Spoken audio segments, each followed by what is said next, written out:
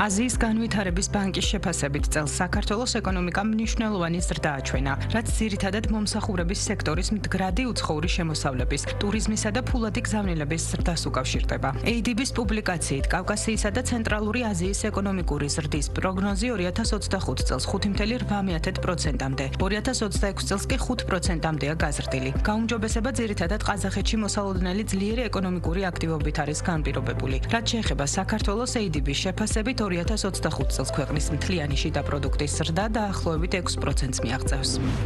ენერგეტიკის სექტორში მოქმედ ყველა კომპანიას, რომელიც ჩართულია განახლებადი ენერგიის პროექტების განვითარების პროცესში, სახელმწიფოს წინაშე დაგროვილი ჯარიმები კონკრეტული დათქმით ჩამოეწერება, რომლის ჯამური მოცულობა 1 მილიარდი ლარია. პრემიერის თქმით, დავალიანებები ჯარიმებისა თუ საურავების სახით, რომლებიც კომპანიებს გასული წლების განმავლობაში დაუგროვდა, ენერგეტიკის სისტემის განვითარებას ერთ-ერთ დაბრკოლებას უქმნის. ახალი გადაწყვეტილებით კი კომპანიებს ფინანსური ტვირთი ეხსნებათ, თუმცა განახლებულ ვადებში, ვალდებულებების დარღვევის შემთხვევაში მათ დაეკისრებათ ახალი ჯარიმები, რასაც დაემატება უკვე ჩამოწერილი ჯარიმებიც.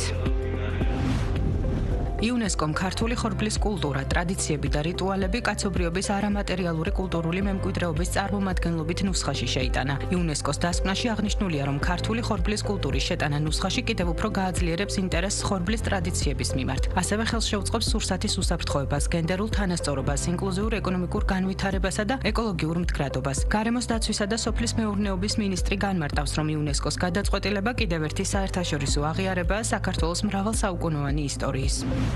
ამერიკის შეერთებული შტატების პრეზიდენტმა დონალდ ტრამპმა 12 მილიარდ დოლარიანი დახმარების პაკეტი წარადგინა, რომელიც სავაჭრო ომების და ექსპორტის შემცირების შედეგად დაზარალებული ფერმერების მდგომარეობის შემსუბუქებას ისახავს მიზნად. პაკეტიდან 11 მილიარდი სოიოს, სიმინდის, ხორბლისა და ბამბის მწარმოებლებს ერთჯერად დახმარებად გადაუნაწილდებათ. დარჩენილი 1 მილიარდი კი აგროსექტორის სხვა მიმართულებებს მოხმარდება. თეთრი სახლი ამ ნაბიჯს გარდამავალ მხარდაჭერას უწოდებს, ვიდრე ახალი სავაჭრო პოლიტიკა ფერმერებისთვის უფრო სტაბილურ ბაზრებს შექმნის. თუმცა თავად მეურნეები აღნიშნავენ, რომ პაკეტი მხოლოდ მოკლევადიანი შვებაა და მაღალი საწარმოო ხარჯები, განსაკუთრებით ჩინეთის ბაზარზე შემცირებული ექსპორტი კვლავაც ყველაზე მძიმე გამოწვევად რჩება.